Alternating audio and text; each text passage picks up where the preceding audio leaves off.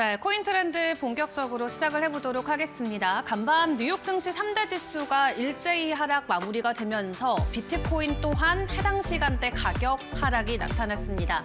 그리고 국내 시간 기준으로 그 새벽에 보였었던 하락을 그대로 유지하고 있는 모양새가 이어지고 있죠. 이란과 이스라엘의 중동 리스크뿐만 아니라 현재 경제 지표도 부진하게 좀 나오면서 뉴욕 증시 그리고 코인 시장까지도 약세가 이어지고 있는데 그런 가운데 간밤 상원에서는 스테이블 코인 법안이 최종적으로 통과가 됐다라는 긍정적인 소식도 함께 맞물려서 전해지기도 했습니다. 자, 여러 가지 이슈들이 혼재가 돼 있긴 한데 일단 시장의 약세는 어제 이어서 오늘도 이어지고 있거든요. 지금 시장의 분위기 지수와 함께 바로 체크해 보겠습니다. 전반적인 시가총액은 3조 2천억 달러로 전일 대비는 소폭 내려와 있는 상황입니다. 거래량은 120억 달러 선을 지나가고 있는데요.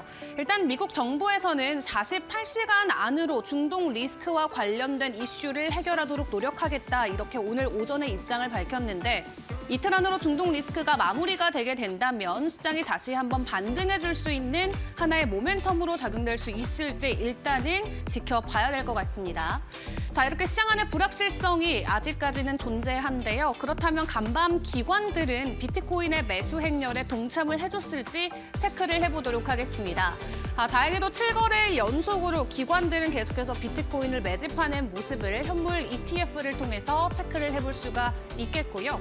그렇다면 지금 현재 시각 기준으로 비트코인의 가격은 어떻게 형성되고 있는지 체크를 해보시죠.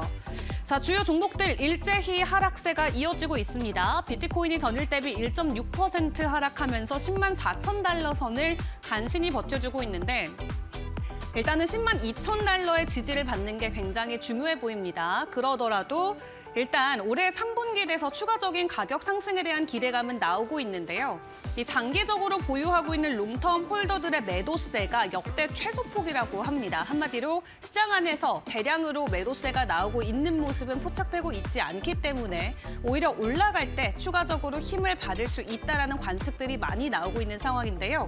일단 10만 5천 달러 아래에서 가격이 진행이 되고 있는데 10만 2천 달러의 지지만 잘 지켜둔다면 다시 한번 신고가를 향한 힘을 발휘해줄 수 있겠다라는 거 기억을 해보시면 좋겠습니다. 자, 그런 가운데 이더리움은 2% 정도 오늘 가격 하락이 나오고 있죠. 어제 이어서 오늘까지도 2,500달러 선 부근을 지나가고 있는데 그래도 현물 ETF 쪽에서는 2거래일 연속으로 이더리움의 매수 흐름이 포착이 되고 있고요. 리플 같은 경우는 최근에 여러 가지 이슈들과 맞물려서 변동성이 있을 것이다라는 기대가 있었지만 오늘장에서는 3% 정도 추가 하락세가 이어지고 있습니다. 2.1달러 선을 지나갑니다.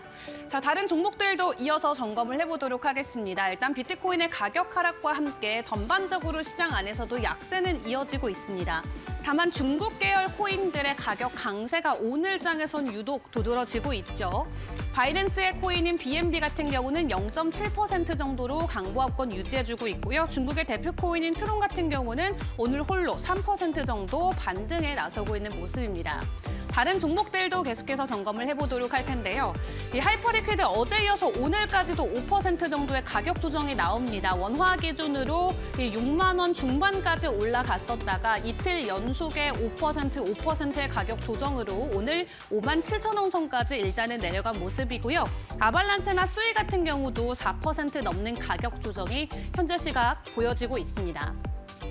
자, 그럼 이외의 주요 종목들 어떤 이슈와 함께 변동성을 보이고 있을지 주요 이슈들도 점검을 해보도록 하겠습니다.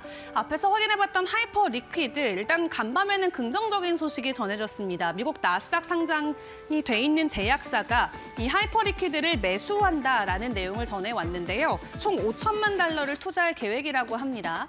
해당 소식에도 불구하고 하이퍼 리퀴드는 간밤에도 하락을 했지만 이 제약사 같은 경우는 간밤 160%나 급등한 채 마무리를 짓는 쾌거를 보였습니다.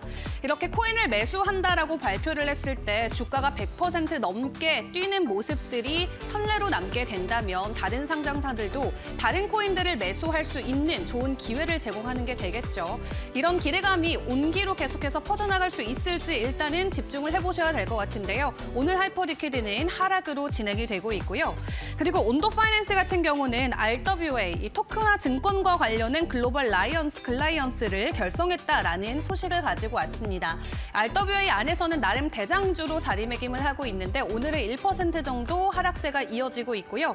이더리움 같은 경우는 스테이킹 물량이 역대 최대치까지 올라갔다고 합니다. 한마디로 이더리움을 동결시켜 놓은 채 이자로 수익을 받는 사람들이 늘어가고 있다는 건데 해당 물량은 일정 기간 동안 묶여 있는 것이기 때문에 시장 안에서는 가격 상승의 의미로 풀이가 됩니다. 긍정적인 이슈에도 불구하고 오늘 여전히 2% 정도의 가격 조정이 나오고 있습니다. 자, 이렇게 주요 종목들과 변동성까지 함께 점검을 해봤는데요. 이외 주요 이슈들과 비트코인 시세 그리고 오늘 우리가 주목해볼 코인들 전문가님과 함께 꼼꼼하게 살펴드리도록 하겠습니다. 코인 트렌드 본격적으로 출발해 보겠습니다.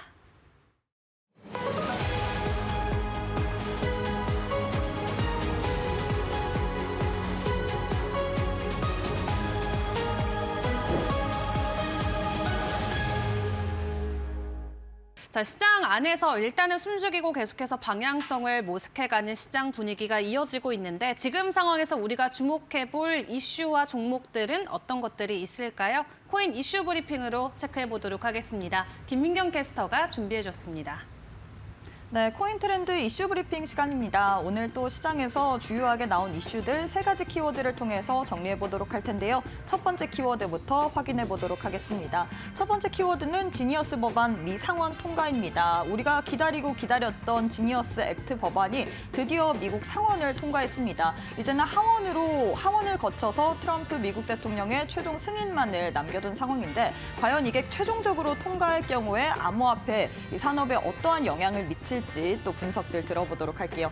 다음 키워드도 만나보도록 할까요? 미국 중동 전쟁 개입 가능성입니다. 지금 중동 교전이 엿새째 이어지고 있는 가운데 미국의 이 개입에 대한 가능성이 계속해서 나오고 있는 상황입니다. 과연 어떻게 상황이 이루어지고 있는지 진행 상황 살펴보도록 하겠고요. 마지막 키워드도 만나보시죠.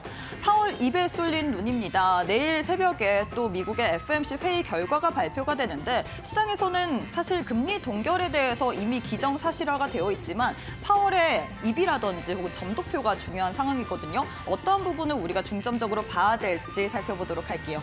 그럼 첫 번째 키워드부터 이슈부터 자세하게 살펴보도록 하겠습니다.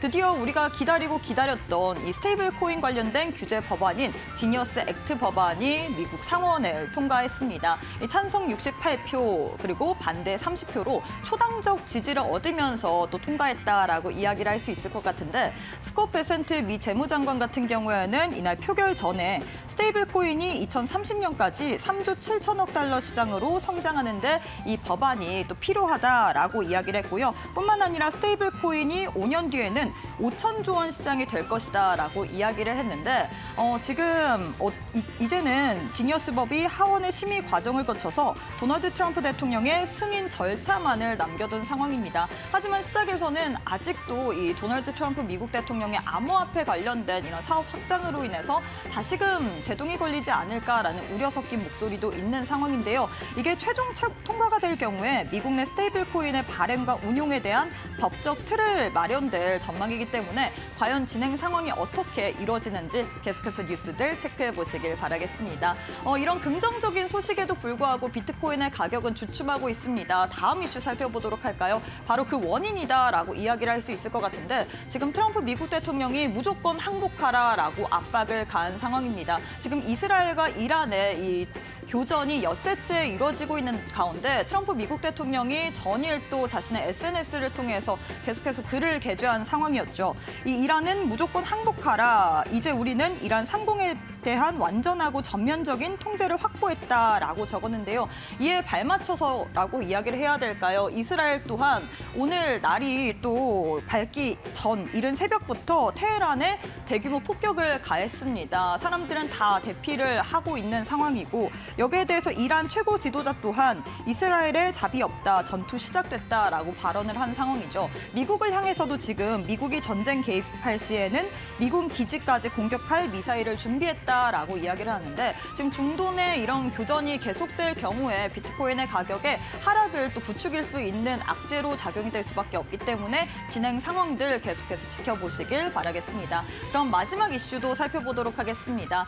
내일 또 FOMC 회의 결과가 발표가 될 예정입니다. 시장에서는 어느 정도 이 금리 동결이 기정사실화됐다라고 이야기를 하고 있는데 제일 중요한 거는 내일 있을 점도표라든지 파월 연준 의장의 발언이겠죠. 파월 연준 의장이 입에서 좀 시장을 향한 이 금리 인하를 향한 이 우호적인 좀 유화적인 발언이 나오게 된다면 코인 시장 또한 다시금 살아날 수 있다라는 그런 분석들이 우세한 상황입니다. 특히나 9월 이후에 금리 인하 가능성에 대해서 암시를 하는 이런 발언들이 나오게 된다면 시장에는 강한 긍정적인 신호가 될 수 있다라고 이야기가 나왔는데요. 내일 새벽에 파월의 발언에 어떠한 또 이야기가 나올지 이런 부분 잘 체크해 보시면서 투자 전략 세워보시길 바라겠습니다. 지금까지 이슈 브리핑 시간이었습니다.